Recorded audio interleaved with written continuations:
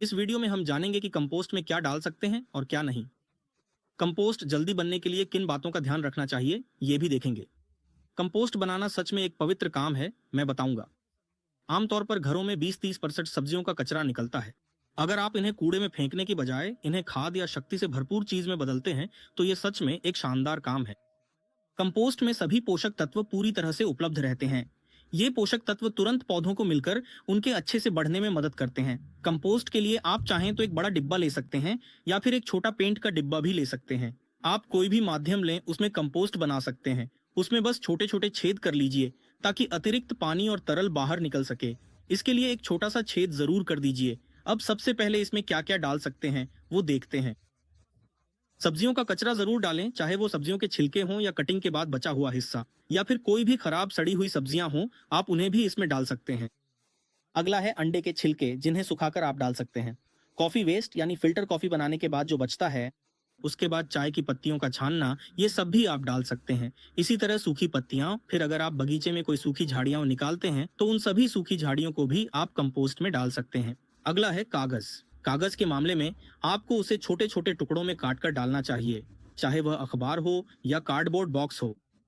घर में अगर कोई पार्सल डिलीवरी आती है तो वह बॉक्स भी हो सकता है। ये सब जब तक टूट ना जाएं तब तक छोटे छोटे टुकड़ों में काट कर डालें। कुछ लोग इसे पानी में भिगोकर मिक्सी में पीस कर भी डालते हैं। इस तरह पीस कर डालने से जल्दी सड़ जाता है और आपको खाद जल्दी मिल जाती है। सिर्फ पेपर ही नहीं, अगर आप सब्जियों के छिलके भी मिक्सी में डालकर अच्छी तरह पीसकर पेस्ट जैसा बना लें और फिर अगर आपसे हो सके तो उसे भी कंपोस्ट बिन में डाल सकते हैं। इससे कंपोस्टिंग की प्रक्रिया थोड़ी तेज हो जाती है। इसमें आमतौर पर जो एक छोटी सी गलती होती है वह यह है कि जैसे मैंने कहा था, घर में पार्सल वगैरह आते हैं, उस बॉक्स पर बहुत सारे स्टिकर चिपके होते हैं। कई बार वो पूरी तरह पेपर नहीं होता, कभी कभी ऊपर लेमिनेटेड पेपर भी होता है। ऐसे मामलों में ऊपर लगे स्टिकर को निकाल दें। अगर लेमिनेटेड पेपर है तो ऊपर की वो परत भी हटा दें। उसके बाद ही उस छोटे छोटे टुकड़ों को फाड़कर उसमें डालें। फिर आप उसे कंपोस्ट में डाल सकते हैं, जिससे कंपोस्टिंग की प्रक्रिया थोड़ी तेज हो जाएगी। अब बात करते हैं कि कौन कौन सी चीजें डालनी चाहिए और कौन कौन सी नहीं डालनी चाहिए। आमतौर पर यानी मांसाहारी चीजें जैसे मांस इसमें न डालें। अगर आप मांस से खाद बनाना चाहते हैं तो उसके लिए अलग प्रक्रिया है।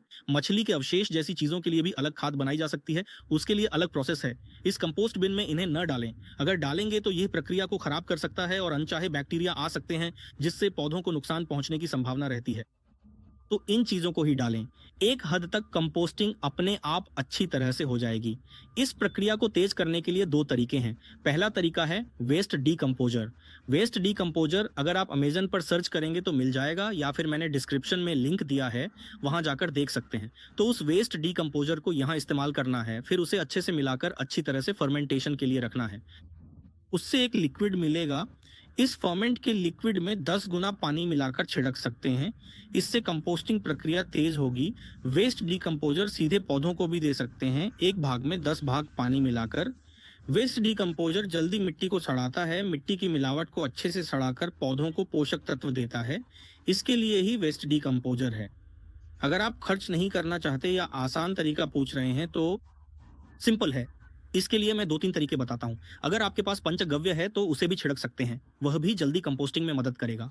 वेस्ट डीकंपोजर के साथ साथ पंचगव्य का इस्तेमाल भी एक तरीका है, आप उसे ट्राई कर सकते हैं।